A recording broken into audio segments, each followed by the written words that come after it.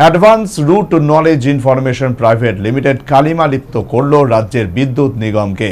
অভিযোগ রয়েছে, গত 5 মাস ধরে লিমিটেডের কর্মরত 570 জন শ্রমিককে পারিশ্রমিক দিচ্ছে না কর্তৃপক্ষ, যার কারণে আগামী দিনে বৃহত্তর আন্দোলনে হুমকি দিল কর্মীরা।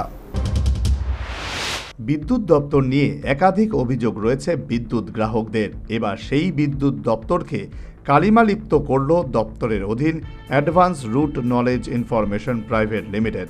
গত 5 বছর ধরে এই লিমিটেডে রয়েছেন 570 জন junior operator and technical assistant, কিন্তু গত 5 মাস ধরে এই সমস্ত কর্মীদের মাসিক পারিশ্রমিক দিচ্ছে না সংস্থার এমডি দেবানুজ বিশ্বাস।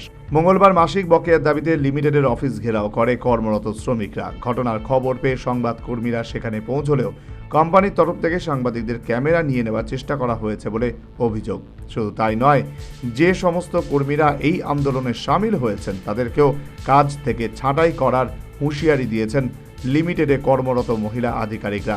এরপরেই কর্মরত শ্রমিকরা আগামী 1 সপ্তাহের মধ্যে তাদের সম্পূর্ণ বকেয়া মিটিয়ে দেওয়ার হুঁশিয়ারি দিয়েছেন।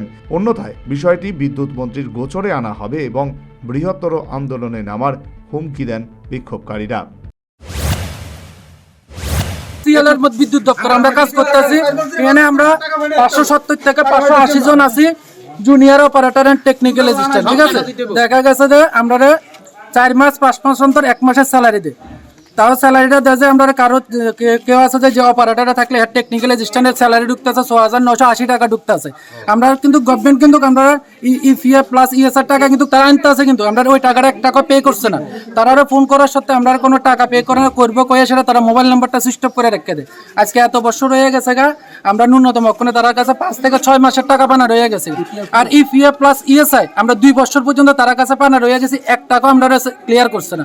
তো আমরা মিডিয়ার মাধ্যমে জানতাম, মানে তার কাছে একটাই দাবি থাকবো যাতে আমরা স্যালারিটা যাতে তারা ইমিডিয়েটলি এই সপ্তাহের মধ্যে আমরা তারা 5 থেকে 6 দিনের সময় দেবো, 1 সপ্তাহের মধ্যে আমরা যাতে ইপিএফ ইএসআই স্যালারি ক্লিয়ার করে, নাহলে আমরা এর থেকে বড় আন্দোলনে যেতে আমরা বাধ্য হব।